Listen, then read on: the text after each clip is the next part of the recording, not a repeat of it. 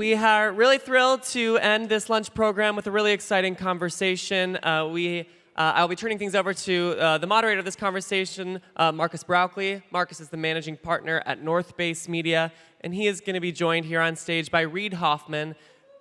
Yeah. Reid is the co-founder of LinkedIn, co-founder of Inflection AI, and a partner at Greylock. He serves on boards like Aurora, Coda, Entrepreneur First, and Microsoft. He's written 5 best-selling books. He's also the host of the Masters of Scale podcast, as well as the Possible podcast. And in fact, right after this, he's actually going to be doing a live podcast recording of Possible here at the Summit. It'll be at 12:45 in Harbor H. So if you enjoy this conversation, you want to hear more, definitely check that out. But without further ado, we're really excited to have them here. So give it up for Marcus and Reid.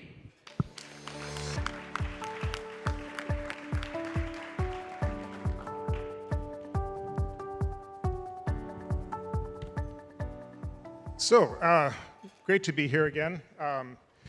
As everyone in this room knows, technology and education have always had a somewhat fraught relationship. Everybody in education understands the challenges of technology, importance of getting students who understand it and are capable in it, but also the concerns about social media, about screen time, and now we have the advent of artificial intelligence. So we're fortunate today to have with us somebody who really understands technology and is well informed on issues of artificial intelligence.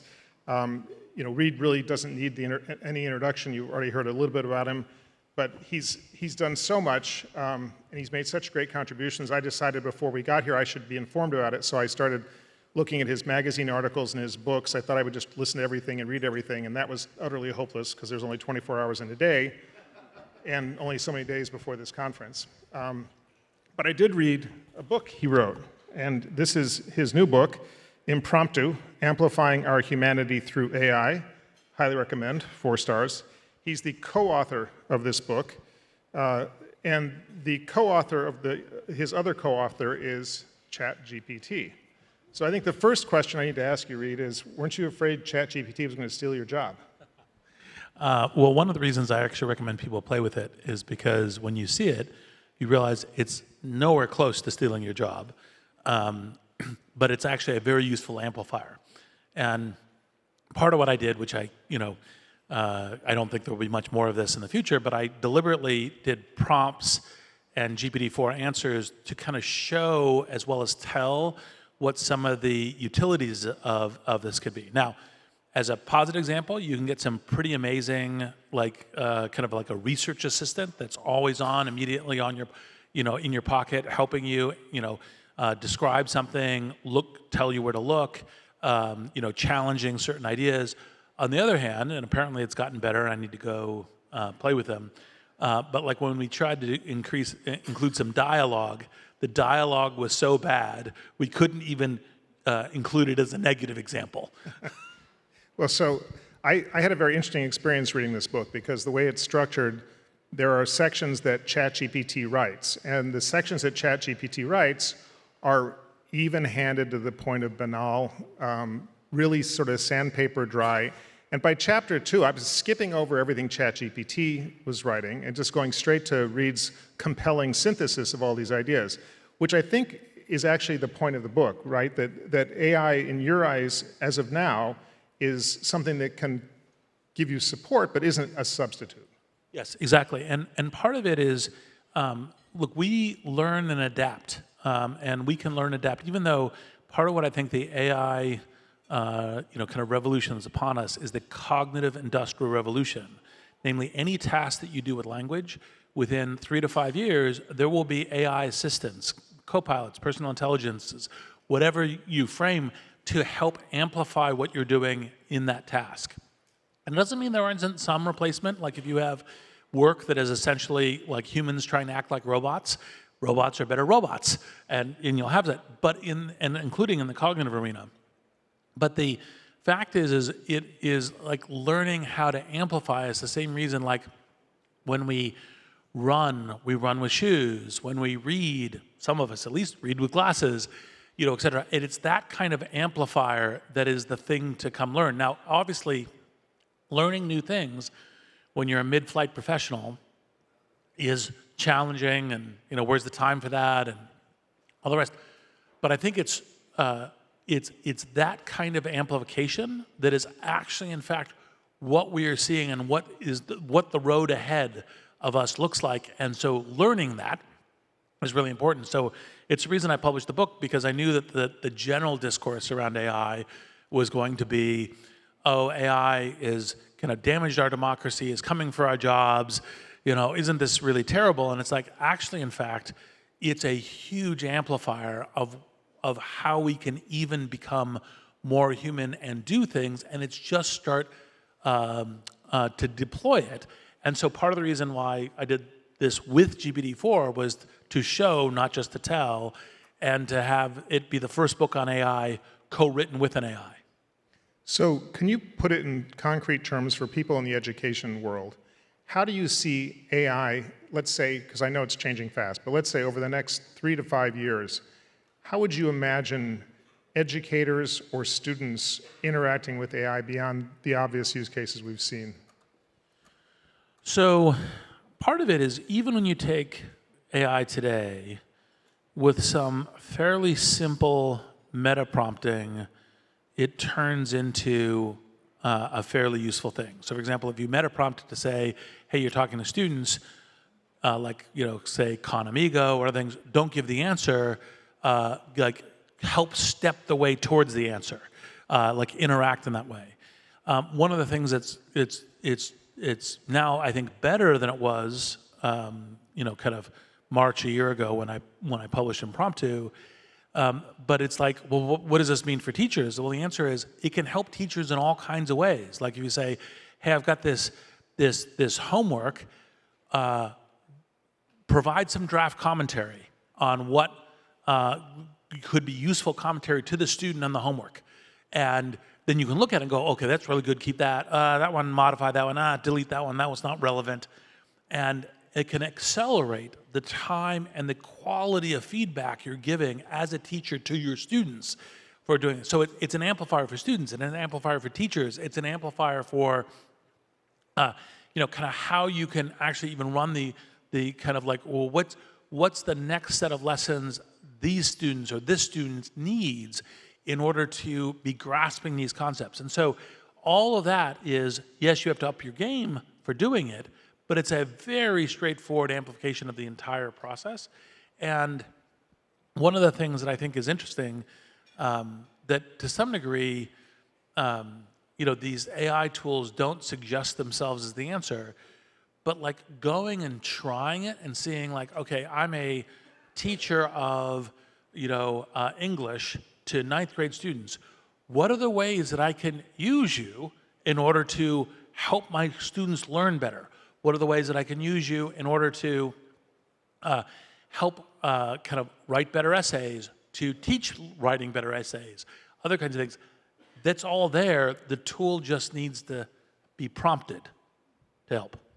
So in full disclosure, I'm a member of the board of something called AI EDU, which is a nonprofit that helps people in schools around the country to teach AI to kids. One of the questions that comes up, though, is what are some of the hazards beyond, again, the obvious ones of people submitting work that's not theirs, or where do you see the risks for education right now in AI? So, part of course, what we try to do with education is both learn and teach a bunch of skills, but then also, kind of provide grading and feedback. And so that's part of the thing that leads to, kind of incentives to, plagiarize, cheat, et cetera. The thing that I think that set of tools, as we go through it, I think we will learn our way around and through those in pretty good ways. My two worries are different. One is, do we get to an over-reliance on, look, the AI is giving us pretty good, credible answers. We'll just yep, as opposed to continually asking the question of like, well, what could be better in this answer? What could be better in this suggestion? Keeping the human in the loop, whether it's human in the loop as a student, human in the loop as a teacher, human in the loop as an evaluator, all of that is, I think, pretty key. And then the other thing I think is this kind of the notion of, well, what should we be teaching is going to be evolving. So, for example, right now, a lot of teaching essay writing is, as it were, the tactics of, how do you pull, a thesis together, a paragraph together, a set of paragraphs defending a thesis, a pattern of doing compare and contrast and so forth. And a lot more of that's going to get amplified by AI. And so you need to go, okay, so what's the, if you presume that all of that writing is going to get a lot easier with doing this, because you have this tool, what's the next level of game that's the really important set of cognitive tools that people will need to be learning? And what's the way that I learn that, learn to teach that, learn to evaluate that, and what's the set of mechanics in it? So it's the how do we shift the game? Because the natural thing is to say, well, no, we've got this perfect way of teaching essays. We should just keep doing that. This is it should be the, where we want to do and analyze Jane Austen from a point of view of colonialism or post-colonialist narratives. Just do that. It's like, no, you're going to actually have to upgrade the way that thinking and presentation is taught around that. And even if you had, for example, just say GPT-4 as it exists today, like, well, what happens? It's going to completely change homework. It's like, yeah, look, one way you could do it is say, look, here is, I'm teaching it today, I don't have any new tools.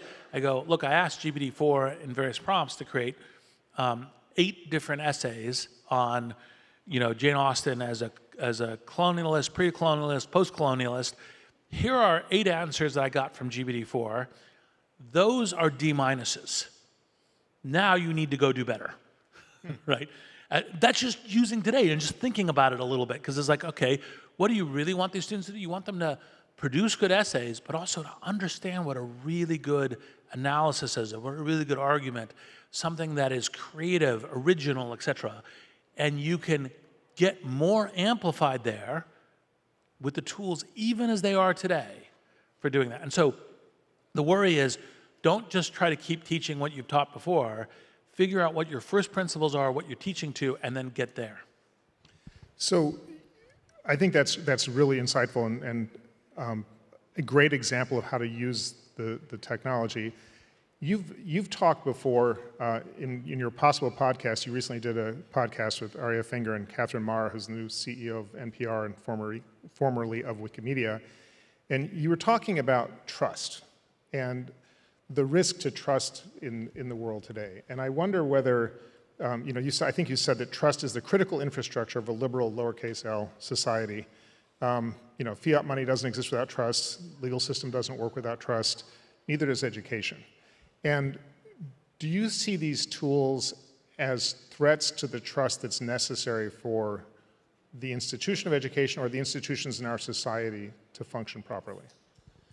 And you're actually reminding me from the student who did that great intro for us. We already recorded the live session of Possible earlier. It's not after this. So don't go scurrying off looking for it, because it already happened. But I think trust is critical, and I think the AI tools can be used to enhance trust, but they can also be used to erode trust. And a lot of it will the question of, how do we get back to trusting certain processes, trusting certain institutions, and we have to realize that trust is important even as whatever that process is, whether it's media, whether it's universities, whether it's educational establishments, whether it's corporations, whether it's government, whether it's et cetera. We need to be in a place where we have most trust. Doesn't mean we can't criticize and improve, but the folks who are advocating a complete lack of trust, unless, you're in an authoritarian society and that's an important thing to really buck against, are actually doing more harm than they are good, because we need to be rebuilding that trust. And we can use AI to do it. I mean, one of the things that I would love to have in, browsers and social media platforms and else to say, like having a little AI agent that goes, oh, this thing that you're reading, there's actually this other expert information. And what I define by expert is that a community of of people in scholarly discourse, engage in debate and argument and scientific method and everything else on this, and they say, this community of scientists has a consensus point of view, or a dominant point of view, or a heavily engaged point of view that's contrary to this. Look over here in order to get some more information, in order to get a informed perspective. Because part of trust is understanding. That's one of the reasons why we, broadly trust juries, why we broadly trust science. It's groups of human experts engaged in a fairly dispassionate way to say, this is reliable. This doesn't mean it's like, by the way, doesn't mean it's always true. Like, for example, there was, once upon a time, scientists thought it was reliable that everything moved through ether, right? And it took Einstein to go, nope, not ether. It's a different form. But it's like we have talked about this intensely as a group of people with a dispassionate aim to being as truthful as we can currently understand it. And that's what we need to rebuild trust in. And I think AI can help with that. But obviously, where its real use is confirmation bias, production of tons of information, flooding the zone with, vaccine denialism or election denialism or other kinds of things, then that does not help us rebuild trust. And I think having trust as an infrastructure for what we can believe media, we can believe education, et cetera, is extremely important. So would it be fair to say in the Silicon Valley conversations of the day today that you are a techno-optimist or an optimist when it comes to AI? So yes, although some people co-opt the term techno-optimist to what I call blind techno-optimism, like anything. I know who you may be speaking about. Yes, exactly. And it's just like, oh, just anything you can do with technology is good. It's like, well, that's clearly Bozoville, right? So, no. But you can make technology be great for individuals, for society, for the wide range, to empower all groups in society in really good ways. And it's not that hard to do it, and we just need to shape it and do it. So yes, I'm a techno-optimist. That doesn't mean you want to be in dialogue with the critics, because it's a question of, oh, is that a real problem that I should fix before I deploy, while I'm deploying and iterating in the next version? It's good to have that, because that's part of how we make the technology much better. Because it isn't just because it's technology, it'll be better for humanity, but like almost every technology is shapeable in some ways that is really good for humanity. Like, for example, you even go to like nuclear. You go, well, we've had a lot of peace because of essentially a nuclear weapon deterrent. Not obviously currently in the Ukraine, but that's because they gave up the nuclear weapons. But also, like, nuclear power is a central thing for maybe solving climate change. So it's a question of how you use it. So just for those who don't know, the reference to techno-optimist, there's a guy, Mark Andreessen in Silicon Valley, who wrote a techno-optimist manifesto, which came out, just in case you're historically minded, 28 years after the anti-technology manifesto of the Unabomber, perhaps coincidentally. But you would talk about nuclear power and nuclear. A lot of people have drawn parallels between this moment in Silicon Valley and the scaremongering and worry about AI and the great moral dilemma at the heart of the film Oppenheimer. There are these techno-optimists and accelerationists who say the technology should just advance unfettered, unchecked to wherever it goes, including AI. And then there are people, including your good friend Mustafa Suleiman, who argue that we need to draw some clear lines and ensure that technology is, as he put it, subservient to humans. It feels to me almost like the debate right now, because it is so profound in Silicon Valley, is like a religious schism. Like it's a conversation around theoretical outcomes, things that aren't fully known or knowable and maybe even provable until the apocalypse. And yet people are, staking these claims. Some people are saying, AI is going to destroy us all, and if it's unchecked. And other people say, nonsense. We can resolve this without having to throw the NVIDIA chips into bonfires and nail Marx's treatise to the Anthropic front door. So ultimately, as earlier, I'm a techno-optimist. I don't think it's necessarily like really difficult to shape technology in a way that it is elevating of humanity, that it is that we become better as individuals and as societies and groups by the use of it. And by the way, in the very early days of the printing press, the critique was this is going to spread misinformation and it's going to allow anybody to possibly say something and to back then interpret the word of God, and that's a problem. And you're like, and by the way, as we humans encountered it, it did lead to religious war and everything else through the human beings. So it's a question of how we shape it and what we do. But of course, this amazing universe that we live in is not possible without the printing press. The kind of mass literacy, mass education, participation in democracy, kind of generativity and creativity across many, many different domains all comes from it. And I think the same thing is true for AI. And so therefore, I'm definitely a techno-optimist, but it means you shape it. It's how you drive there. It's like, for example, if you said, I'm going to drive from San Diego to San Francisco, I'm going to get in the car, hit the accelerator, close my eyes, and just get there. You're like, okay, that's a bad idea, right? It's, no, I'm going to drive there, and I'm going to drive there like, kind of like, slowing down at junctures, stopping at stop signs, and so forth. But by the way, I'm also not driving there at 1 mile per hour, right?